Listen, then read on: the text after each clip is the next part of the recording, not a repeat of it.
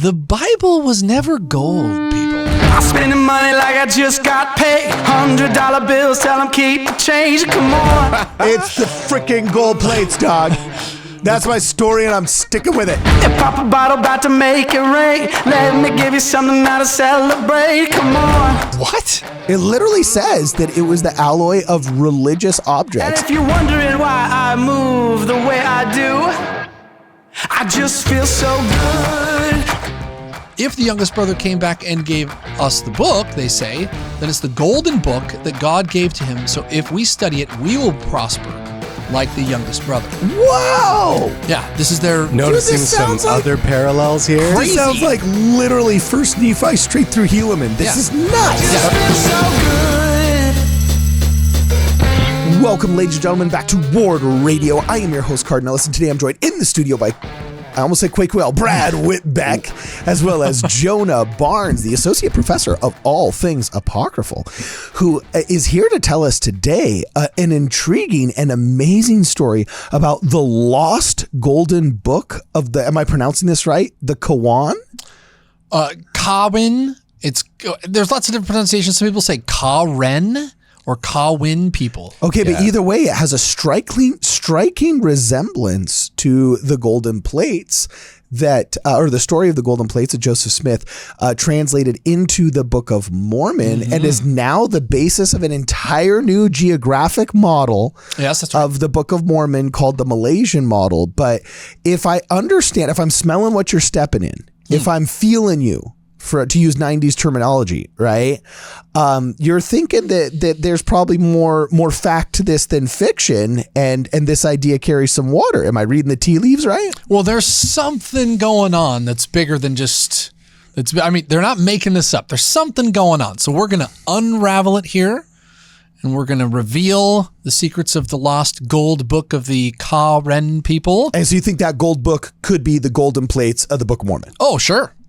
Totally could be. Totally Wow, that's Dude, crazy. when you look into this book, they worship a god that they call Yahweh, which, what does that sound like? Wow. Okay. An awful lot like the original. They have basically the story of Genesis in there, right? They have like exact parallels for the creation and the fall, and it's really, really fascinating. Yeah. It's crazy. So the legend begins. And Oh, sorry, go ahead. just for context, like this isn't just LDS people who are saying like, whoa, these people have like a really Christian looking theology. Yeah. This has been noticed by all sorts of Christians, and like there are people out there who are like, is this one of the lost tribes of Israel? Right? Yeah. Like there are tons of questions around what's going on with these Karen people. This isn't just some random LDS people figured this out Yeah. and they're like, hey, here's a new theory. There's tons of questions around this. Yeah. Oh, I'm loving this. This is great. Okay. Yeah, it's cool. You're going to dig this. So in 1827, Christian missionaries come to Burma and Malaysia, the Southeast Asian region, and they find these people, the Karen people. And for you radio listeners at home, they live in a long northeastern cut that goes down almost towards the the peninsula of Malaysia and Borneo, kind of down there. They live in this region. Similar to how Chile is a long and skinny state, it's like the Chile of Malaysia. Okay, awesome. Keep going. And they're very chill people. Awesome. So, but when the Christian missionaries arrived there, they started asking these people who they are, where they're from. They started preaching things to them, and they preached the story of Genesis. And the Karen people said, well, hey, actually, funny thing, you should bring that up. Do you have our gold book? And they start asking these missionaries about the book of gold. And of course, the Christian missionaries said, oh, we don't know what you're talking about. And they said, and the writing in their legend, it was copied down by these missionaries, Reverend, what was his name? Graham? What was the... Is the guy in this picture that you put inside of the Discord right here? No. About the Kawan have legends? No, that's the guy who's reciting the legend today. But the original Christian missionary back in the mid 19th century, Reverend, I can't remember the dude's name, wrote down the legend that they told him, and it's almost in verse. It goes something like this. It says, our book of gold that Yahweh gave, our book of silver that he gave, the elders did not obey. Lost, it wandered to the foreigner. And they clamor after this lost golden book somewhere that's gone. The legend goes on. So now this is a modern day, now they're copying down. They said the Karen have legends. It says that in the beginning, God had 3 sons. The eldest is the Karen, the second is the Burmese, the third is the white man. But the youngest brother read the book and took it away, so he became educated and prosperous. When the eldest brother realized that the book disappeared, they longed for the book. The story continued that one day the youngest brother will come back and give the book back. If the youngest brother came back and gave us the book, they say, then it's the golden book that God gave to him. So if we study it, we will prosper like the youngest brother. Whoa! Yeah, this is their... Noticing this some sounds like other parallels here. This sounds like literally First Nephi straight through Helaman. This is nuts. Yeah. Okay. So in the 19th century, during the 19th century, when the American Baptist Mission comes to Burma in the 1820s, 1830s, 1840s, all the Karen people went to meet them. And this is I'm just reading the report of the Kawan elder. He says, they asked for the golden book. You took our golden book. Why not give it back to us? They asked. The missionary had no idea, and then they related to them that this story probably is the Bible. You're prosperous now because of the golden book. We want the book back so that our children will be prosperous. According to the legends, you will someday come and give it back. Now, where is the book? They ask.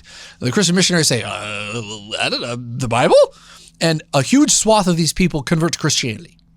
Okay. So there's a ton of the Karen people who are Christians now living in Burma, in crazy mountainous region of Burma.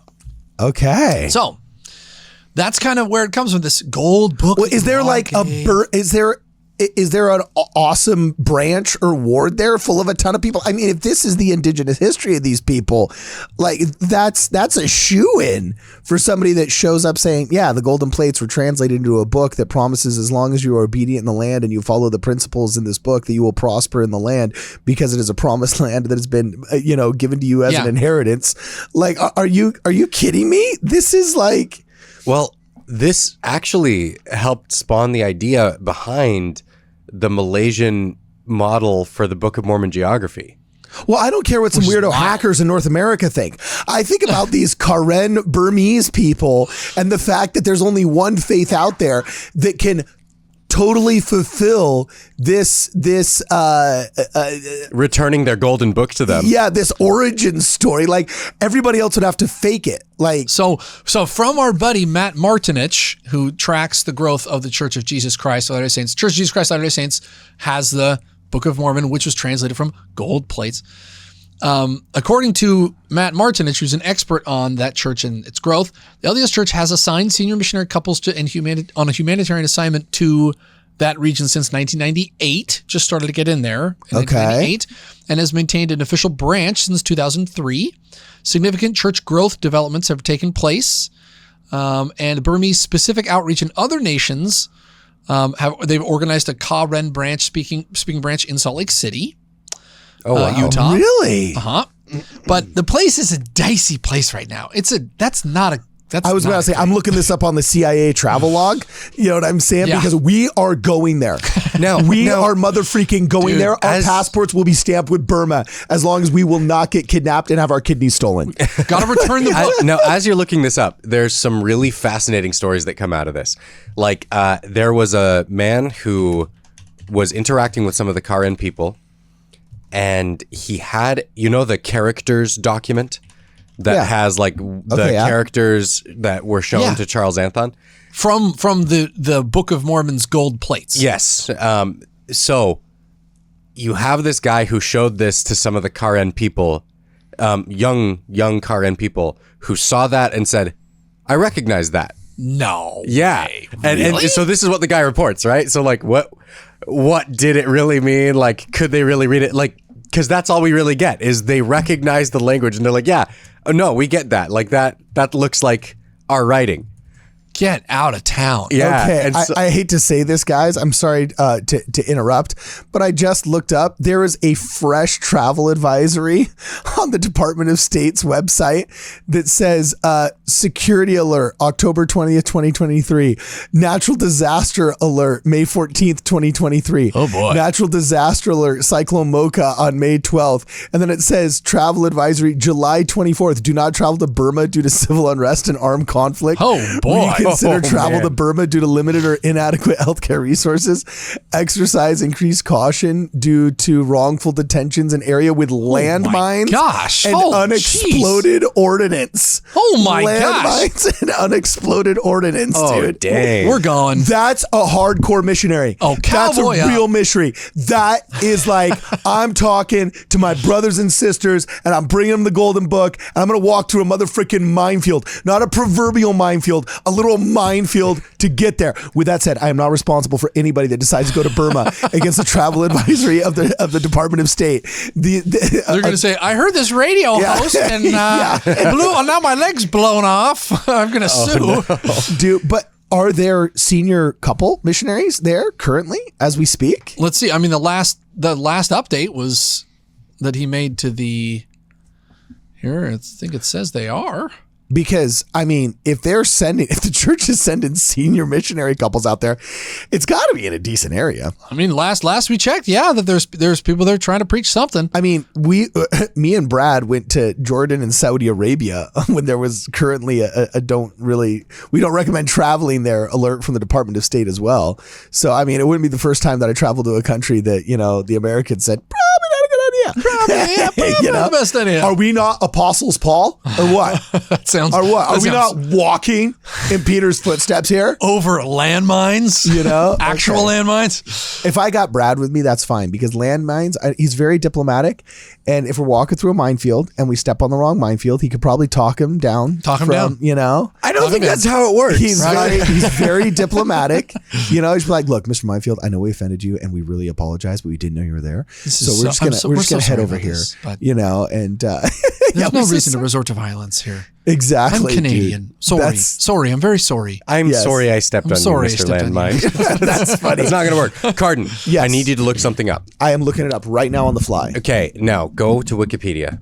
Oh, that's, as Tucker Carlson says, the most CIA-controlled information source on the planet. Now Okay. check this out. Check this out. Okay, Wikipedia. When we're looking at these people in Myanmar and their possible connections to what's going on with the Book of Mormon, Okay.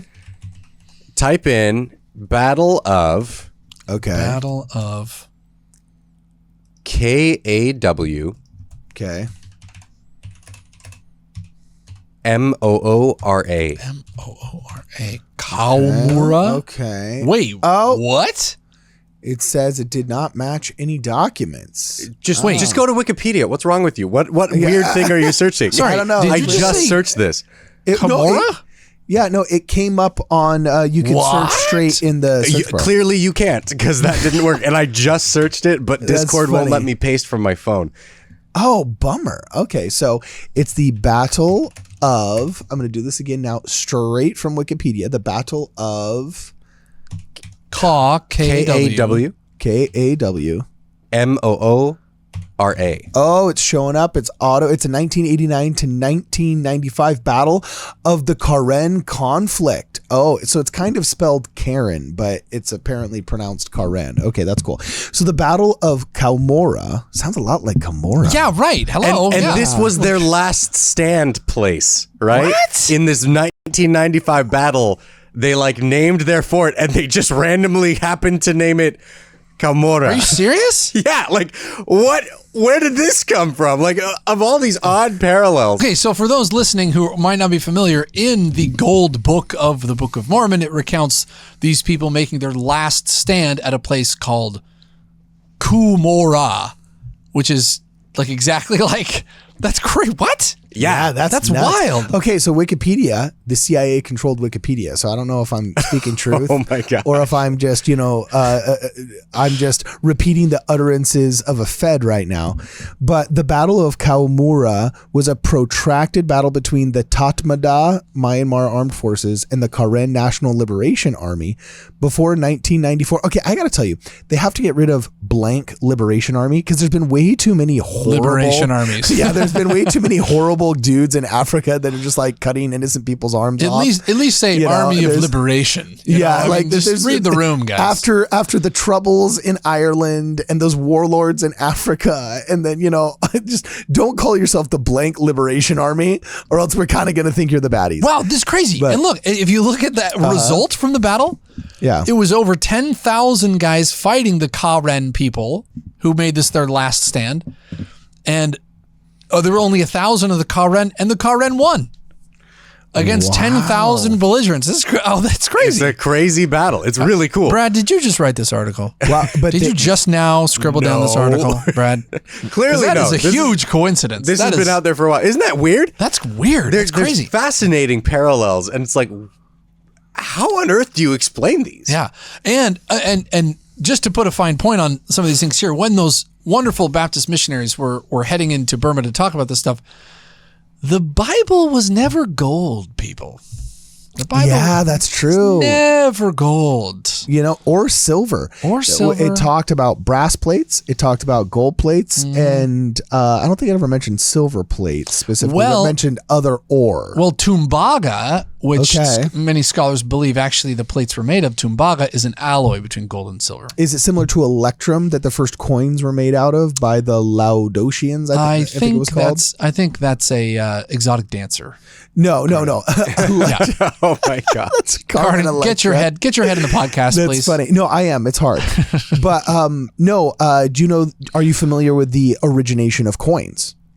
If I'm not butchering the pronunciation of it, okay, but it's Laodicea was the first city in the ancient world. Okay, we're talking. It was not a suburb of Israel, right? But it was probably around. I think it was about 600 something BC. Okay. That Laodicea, which was a merchant city, a very wealthy merchant city in the Middle East, right, started minting the first coins. The first coin ever Coin money. ever minted was a lion that had this square stamped in the back, and it was for convenience. Previously, talents, for example, the Hebrew word that ended up becoming talent In the New meant Testament, ring, yeah.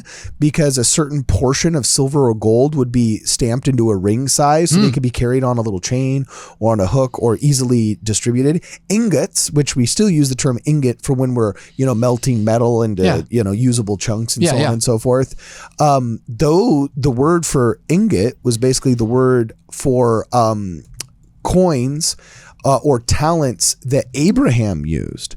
But coins as we know them in their modern iteration, okay, having kind of a governmental stamp on the front representing most likely Abraham Lincoln, John F. Kennedy, George Washington, with maybe an inscription or a logo on the back that's of an exact size and weight so we can easily trade and exchange in the name of the king and so on and so forth. Right. That is really an invention of the 6th or 7th century BC, about 50 years after Lehi and Nephi left Jerusalem. Wow. And so it's so interesting that the first one had a lion stamped on it, and it was made out of electrum, which was a naturally occurring material that's kind of like a mixture of gold and silver. Oh, wow. That people for a long time actually thought it was its own element, not realizing it was a natural mixture of the two.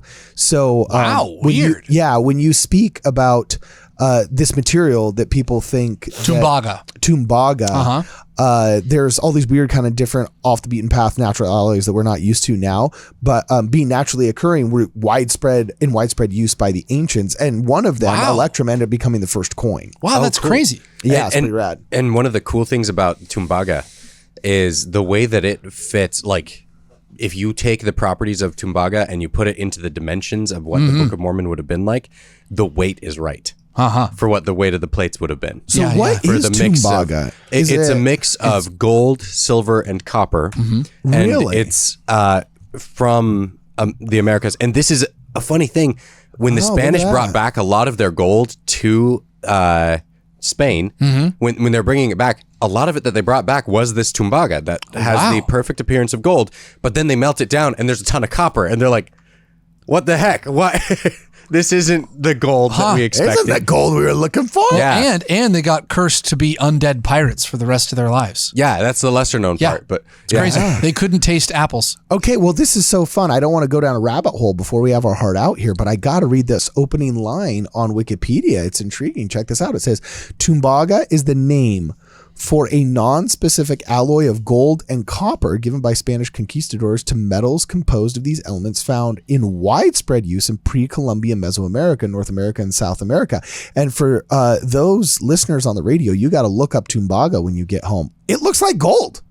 And here's the thing. I can't tell the Guess what difference. happens when you engrave it? When you engrave Tumbaga, Does the copper make it easier to write on?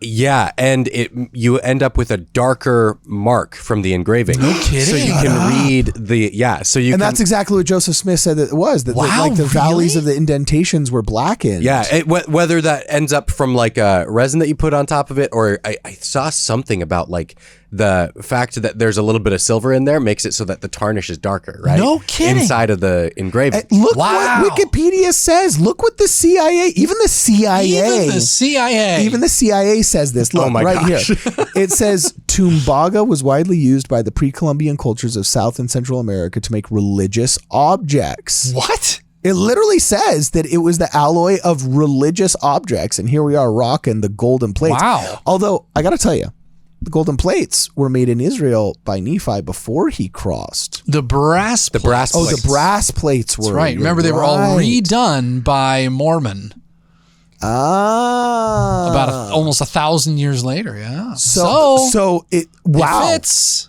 It more than fits. It This fits. is amazing. And there was actually a guy who came up, because of this story, because it matches so closely, he came up with the theory that the events that occurred, that are described in the Book of Mormon, actually occurred in Malaysia. And he wrote a whole theory on this. He was a doctor from Cornell, I think. And he wrote this whole theory that maybe it happened over there in Malaysia. That's how compelling, how closely the story matched the description in the Book of Mormon. So, But in a wild stuff. recent episode, Jonah Barnes came up with an alternate theory for how the Karen people have some of this information, which is Nephi, Lehi, and Samuel the Lamanite coming across. That's right. It all ties. It's all coming together. It's all coming We together. literally are starting to look like that dude on It's Always Sunny in Philadelphia. That we are throwing the yarn. That's At right. his conspiracy theory board. All right. It does not get any better than this. This is absolutely hilarious. Okay, cool. So would you say it's safe to say right now, just 100% honest opinion, do you feel comfortable? Do you feel safe saying, or do you want to hedge your bets here?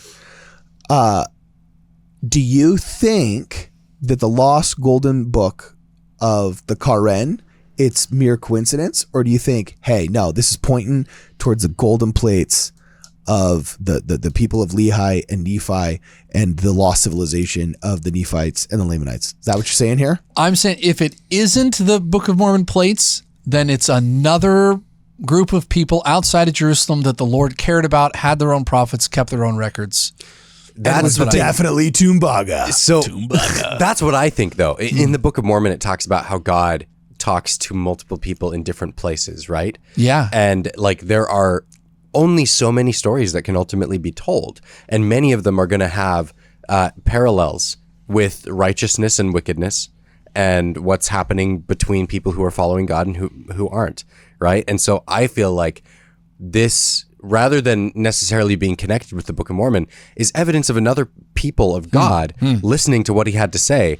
And man, wouldn't that be awesome to get the actual golden book of the Karen people? And it's another testament of Jesus Christ, even further down the way. Right? Well, remember in John chapter 10, he says, I have other sheep that are not of this fold, right? And does God love the Karen people less than he loved the Jews? Nope. No.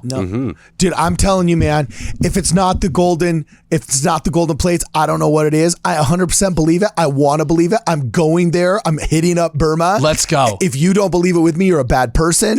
Like I am. Get your mind boots. And actually, I am going full bore. and Cardin, to support your new wild fanaticism, this for the fanaticism people I didn't know that existed 35 minutes ago. Yes. So here is a fascinating thing. Look at what they don't have. They don't have teachings about Jesus Christ being resurrected when they're contacted by these people, right?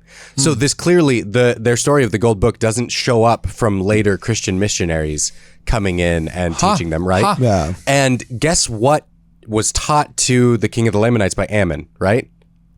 The creation, fall, and atonement with the return of Jesus Christ, but he doesn't talk about the resurrection in any way, right?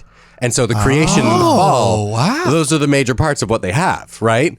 So maybe there's some support out there for the idea that you have, Jonah, of it being people going back, or it could have maybe been interaction that they had with the tribe of Lehi on the way to the Americas, right? Like there's that's also something It's I've heard. the gold plates. It's the freaking gold plates, dog.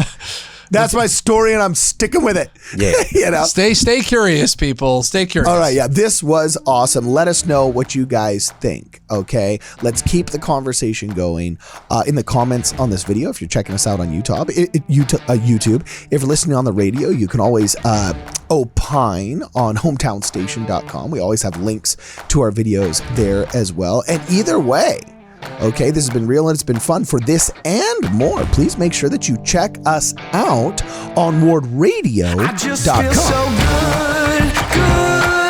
Hey guys, thanks for watching the video. It was fun to shoot, and it was fun to edit, and we're super glad that you can hang out with us. Before we go on to the next video, I need you to do 3 things, okay? First, yes, you gotta like, you gotta share, you gotta subscribe, all of that jazz. Please do it. It helps us with the algorithms, and it also helps your friends know about all of our good content. Second, I need you, if you're into this kind of thing, to check out Brad's book, Dragon Thief. My buddy Brad is super talented, but he's a horrible self-promoter, and he's too humble and nice to try and like tell people to go buy his book, so I have to do it for him.